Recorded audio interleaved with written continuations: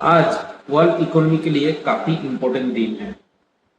US और Iran Pakistan का इस्लामाबाद में सेरिना होटल में बैठे हैं पीस मीटिंग के लिए कि नेक्स्ट स्टेप क्या होगा। और पाकिस्तान जो वर्ल्ड में टेररिज्म का हाफ माने जाते हैं, वो ये पीस मीटिंग का मीडिएटर है, कहा जाता है कि ऑर्गेनाइजर है। इस मीटिंग में अमेरिका के तरफ से रिप्रेजेंट कर रहा है उनका वाइस प्रेसिडेंट जेडी वैंस, और ईरान की तरफ से रिप्रेजेंट कर रहा है उनका पार्लियामेंट का स्पीकर मोहम्मद बागेर। और पाकिस्तान तो है ही यहाँ पे एज ए मीडिएटर। इस मीटिंग का एक टोन भी रखा हुआ है। क्या है वो टोन? टोन का नाम है मेक और ब्रेक। यानी कि अगर ये मीटिंग सक्सेसफुल है हुआ तो वर्ल्ड इकोनॉमी के लिए अच्छा है। अगर अनसक्सेसफुल रहा ये तो ब्रेक, यानी कि फिर से वर्ल्ड स्टार्ट। ईरान ऑलरेडी बोल के रखा है, अगर उनका टेंस जो पॉइंट्स है और नेगोशिएशन ना हुआ, मीटिंग पीसफुल ना रहा, सक्सेसफुल ना रहा, तो उसका ऑलरेडी टिगर ने फिंगर रखा हुआ है, उसको दबाने में टाइम नहीं लगेगा। आज जो मीटिंग हो रहा है, इस मीटिंग का यूएस ने 2 पॉइंट्स प्रपोजल रखे हैं टू ईरान, और ईरान ने भी 10 नंबर्स ऑफ प्रपोजल पॉइंट्स रखे हैं टू यूएस।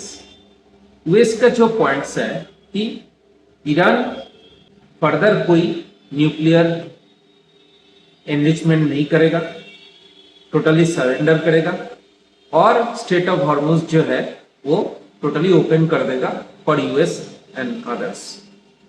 और ऑपोजिट में ईरान ने भी कुछ प्रपोजल रखे हैं 10 नंबर्स ऑफ पॉइंट्स। मैं स्क्रीन में दे रहा हूं। ये 10 नंबर ऑफ पॉइंट्स अगर यूएस एग्री रहेगा तो ही ये नेगोशिएशन कंप्लीट हो सकता है। तो ईरान ने क्या लिखा है? फर्स्ट पॉइंट्स कि लिफ्टिंग ऑल सेक्शंस, जो सैंक्शंस लगाया हुआ है यूएस ने ईरान के ऊपर कि वो डॉलर यूज नहीं कर सकेगा या ऑयल किसी और कंट्री को सेल नहीं कर पाएगा। सेकेंडरी है स्टेट ऑफ हॉर्मुज कंट्रोल। जो स्टेट ऑफ हॉर्मुज का जो कंट्रोल है उसका टोटली ईरान के पास रहेगा, यानी वो मैनेज करेगा। US military withdrawal, complete withdrawal of US military forces from the middle east. US का जो बेस है, यानी कि यूएई में, दुबई में, कतर में, यूएस जो बेस है इसको यूएस टोटली विड्रॉ करके वहां से लेके जाएगा। एंड टू रीजनल अटैक, जो यूएस अटैक कर रहा है ईरान के ऊपर, उसका कंप्लीट एंड करना पड़ेगा। फिफ्थ है unfreeze of assets.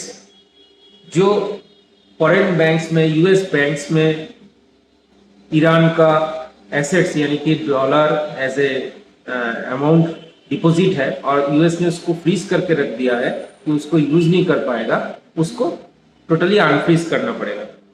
And binding agreement, अभी ये जो एग्रीमेंट हो रहा है बीच में यूएस एंड ईरान का, बीच में पहले भी एक बार एग्रीमेंट हुआ था ओबामा के साथ, और डोनाल्ड ट्रम्प आके उसको टोटली डिसएग्री कर दिया था। ये फर्दर ना हो इसके लिए ईरान चाहता है कि यूएन में इसका फाइनलाइज हो एंड ये एग्रीमेंट एक पुख्ता हो। इसलिए ये एग्रीमेंट जो अभी होगा इसको फाइनलाइज, एक धब्बा मिले, एक स्टैंप मिले, फर्दर ये एग्रीमेंट को कोई भी नेक्स्ट प्रेसिडेंट आके यूएस का इसको कैंसिल नहीं कर पाए। And 7 nuclear enrichment rights. Iran ये भी बोला है कि मैं न्यूक्लियर एनरिचमेंट प्रोग्राम करेंगे, पर ये for the not for military action और वेपन्स, को इन जनरल सिविलाइजेशन के लिए वो न्यूक्लियर एनरिचमेंट करना चाहता है, वो करेगा। इसमें यूएस का कोई पाबंदी ना रहे। ये भी पॉइंट्स उसने ईरान ने 7 नंबर पॉइंट्स में डिक्लेयर किया है। एंड 8 पॉइंट्स क्या है? Reopening of traffic. तो ट्रैफिक है स्टेट ऑफ हॉर्मुज का, उसको टोटली रीओपन कर दिया जाए ईरान के लिए भी और सबके लिए भी। उसमें कोई ट्रैफिक जैम या कोई भी कंट्रोल में कोई इश्यूज ना रहे। एंड रिकंस्ट्रक्शन, 9 नंबर पॉइंट है रिकंस्ट्रक्शन। जितना भी अभी एस्केलेशन हुआ है, यूएस अटैक हुआ है, उसमें जो डिस्ट्रॉय हुआ है उसका रिकंस्ट्रक्शन करना पड़ेगा और उसका डैमेज जो है वो भरपाई यूएस को करना पड़ेगा। And ceasefire enforcement, ceasefire declare हो जाए, इमीडिएट उसमें एक्शन हो और जितना भी डैमेज है वो सबको एक तो रिकंस्ट्रक्शन किया जाए और इसको यहाँ पे 2 पॉइंट्स जो है जैसे कि nuclear engagement rights for civilian, ये तो एक मैटर है, शायद इसमें भी यूएस राजी ना हो। और एक पॉइंट्स है जो मिलिट्री विड्रोवल, यूएस का जो बेस है कतर, यूएई, ये सब में, यहाँ से यूएस अपना मिलिट्री को विड्रॉ करके लेके जाएगा, ये भी शायद पॉसिबल ना हो। एंड और भी कुछ जो पॉइंट्स है ये दोनों में नेगोशिएशन होकर कहाँ तक आएगा या दोनों में एग्री होगा, ये देखने की बात है। ये 10 नंबर्स ऑफ पॉइंट्स ईरान से दिया हुआ है। आज का मीटिंग के बाद समझ में आएगा कि यूएस कहाँ तक इसके लिए राजी हो रहा है। एंड सेकेंड और भी एक चीज है कि ईरान ने डायरेक्टली बोला है कि जो ये सीजफायर हो रहा है ये इंक्लूडिंग द लेबनान है। लेबनान को अगर इजराइल टारगेट करेगा तो ये पीस ऑफ जो एग्रीमेंट हो रहा है या सीजफायर हो रहा है इसका कोई मतलब नहीं है।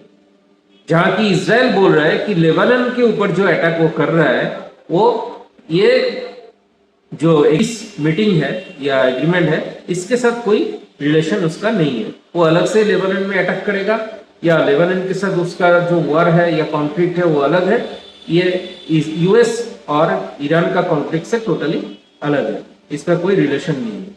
तो इसमें भी एक मैटर रह जाता है कि ईरान का जो अलायंस है उसके ऊपर लेबनान के ऊपर इजराइल अटैक करते रहेगा और ईरान इस एग्रीमेंट में साइन अप कर देगा। शायद ये भी एक कॉन्फ्लिक्ट इश्यूज है। कहाँ तक ये कॉम्प्लीट होगा वो आज का मीटिंग के बाद ही पता चलेगा।